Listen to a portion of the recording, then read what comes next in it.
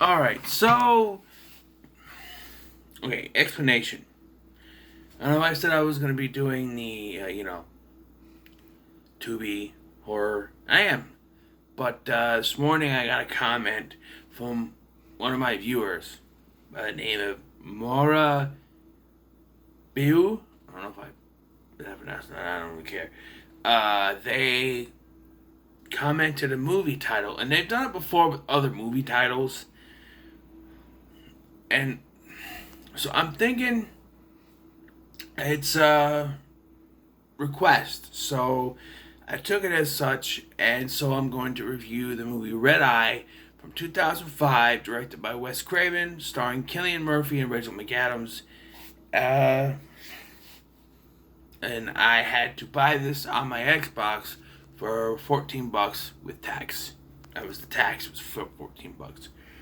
So there it is. But I don't mind buying it. I never seen it before, but no, I have, right?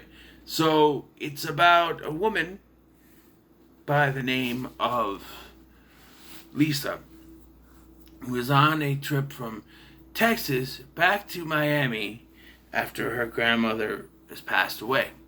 She meets a man named Jackson at the airport, and surprised to find out they're actually on the same flight. Not only that, but they're sitting next to each other. And then the surprise turns into despair when she realizes that it was set up and there is an assassination plot that she is now involved with. So, yeah. So, first and foremost, the performances. The chemistry between Rachel McAdams and Cillian Murphy is fantastic in this. If you were going through the TV and saw the beginning of this film without the titles and just saw the way they were talking to each other, you might be remiss if you think it's a romantic comedy, because they have great chemistry. At the beginning of this, you're watching this and you're thinking, wow, they could make a pretty good couple. That, they're good going back and forth. But you realize, something's going to happen. I remember when the trailer for this came out. It was very interesting. I don't know why I never watched it before, but this is, pretty good. So yes,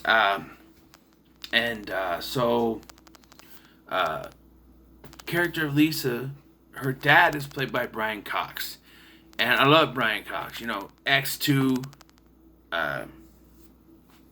Trick or Treat, love me some Brian Cox, but he doesn't do much in this. Really, when he plays a villain, villainous character, he's pretty good. But here, he doesn't do much. You also have, and I caught this from the voice, because I wasn't looking at the TV when I heard it, but I heard the voice, and I was like, wait a minute. That sounds like Robin from Batman the Animated Series. Sure enough, Lauren Lester has a couple cameos in this film. So he's the voice of Robin / Nightwing from Batman the Animated Series. So that was pretty cool.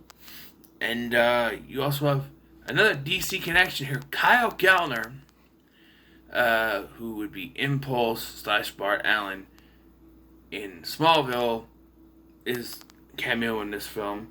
Also, one of the guys from Holes, I think it's Zigzag, is in this. And Jane Mays from Glee. And yeah, she's in this. So yes, I gotta say, so when I think of Wes Craven, I think horror.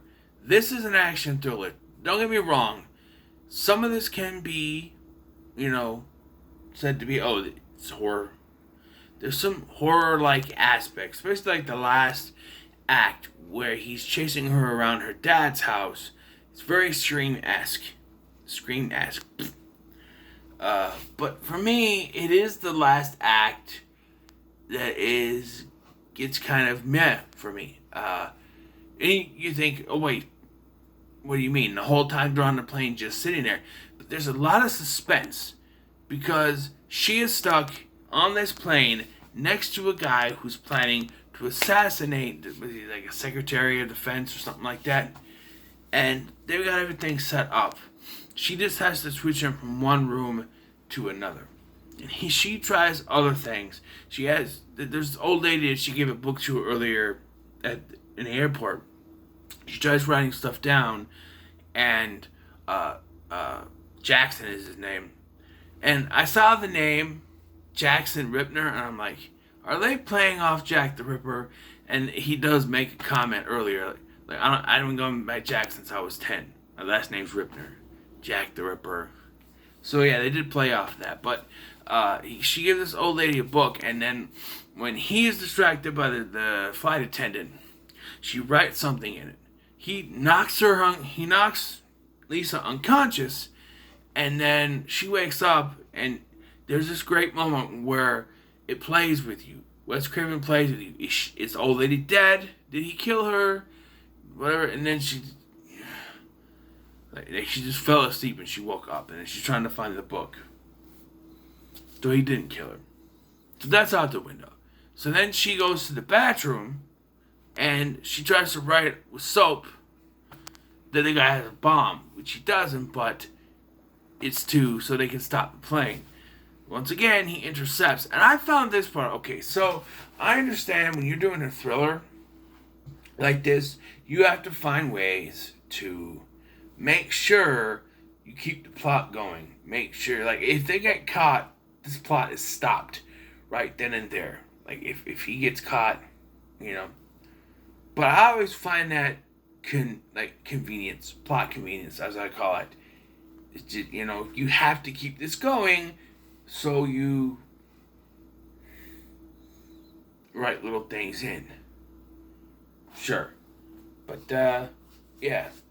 Another thing that they do is that they have the phone stop working on there. So, they're not allowed to use electronics. They're still an on-flight phone. I don't know. And, so there's a lot of great tension on this flight. And most of the movie is on this flight. And that's where most of the great stuff is. The good tension, the back and forth between the two. It's fantastic. There's even this little play with this little girl that's on the flight. She starts noticing little things, and you notice that she's noticing. So when shit goes down, Lisa steals the guy from Zigzag's pen, stabs Jackson in the throat with it. Hits him in his trachea. Or they say it's just like it wasn't much, but he stabs him in it, and he takes it out and then wraps the stewardess or the flight attendant's scarf or whatever around it. And the little girl puts her bag in the way so he falls down so that she can get away because she knows there's something going on. So it's really cool. And she steals a car. She has to drive to her dad's house because he has a guy stationed outside her dad's house. She runs into this fucker through the house. And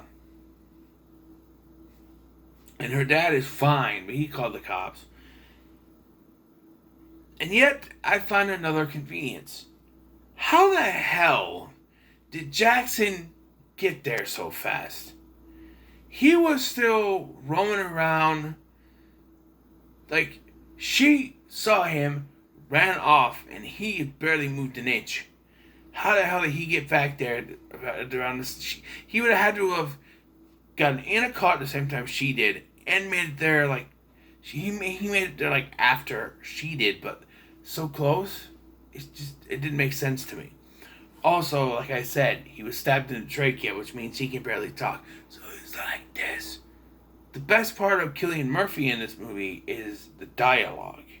He's very menacing with his dialogue. He seems normal, then he's not, and he's very menacing. Once you stab him in the trachea and his voice goes all raspy, you can't do that anymore, and that kind of takes away. It's more of a silent stalking thing towards the end. And there is this scene where she calls the cops, 911 whatever, and he's right behind her and he lets her do it. I don't understand that, but he meets his end. There's this kind of look between them. He realizes that he's lost. And she she communicates with this one of her coworkers or her who works under her or whatever, played by Jamie Mays, and tells her about what's going on. Because thing is about she has to make a phone call, and if she does it, you'll let her father go, stuff like that.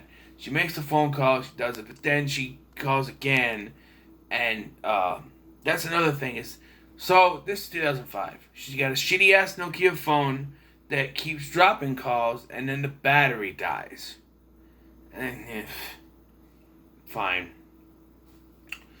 And so she's able to warn, what was her name? Cynthia, to get them out of there. And they do. They save this person, these people. And yeah, they're heroes, basically. And she's become, like, they have this subplot that I didn't think was necessary about how she was once raped. Like, they don't specifically say that, but you're led to believe that's what happened. I don't think that's necessary. Like, she has this experience for her to grow, you know? She's already in a bad place with her grandma passing away. So, I don't know.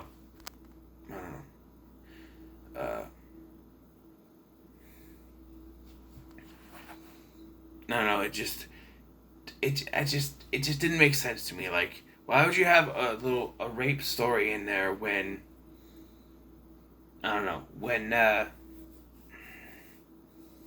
you don't really need it. You have this experience for her to toughen up. You don't need a past experience plus this experience. Just didn't, because from the minute that they spill like a coffee or something on her, she has to go back and change her shirt. And the minute that she takes her shirt off and you see that there's like a scar, I'm like, oh, that's gonna play into something, and it does. And I'm just like, is that really necessary? And like the whole reason why she got something spilled on it is so she could take the shirt off to show she has a scar. But you didn't really need that either. Like, there could have been a confrontation in the bathroom where he sees the scar. One of those scenes could have been taken out, or both. You didn't really need that, but you know. But like I said, there's not a lot of bad in this. Like the third act, when the dialogue is taken out and it's more like a game of cat and mouse, it's okay. But what made this movie great was the dialogue between Cillian Murphy and Rachel McAdams, and that's taken away, and it's more of a Scream-esque chase. You know, because, you know, Ghostface doesn't speak unless he's on the phone, so. But I think Wes Craven did a good job with this film. I think it's one of his better ones. Yeah, I thought this was a pretty good film. I'm going to give it 8 out of 10. I really enjoyed it, and there you go. There's your review. If it wasn't requested. If it wasn't, well, then I got an extra review, I guess. But, so what are your thoughts on Red Eye? In the comments below, make sure to like, share, and subscribe. Thank you for watching. I've been Scotty, and I'll see you in the next one.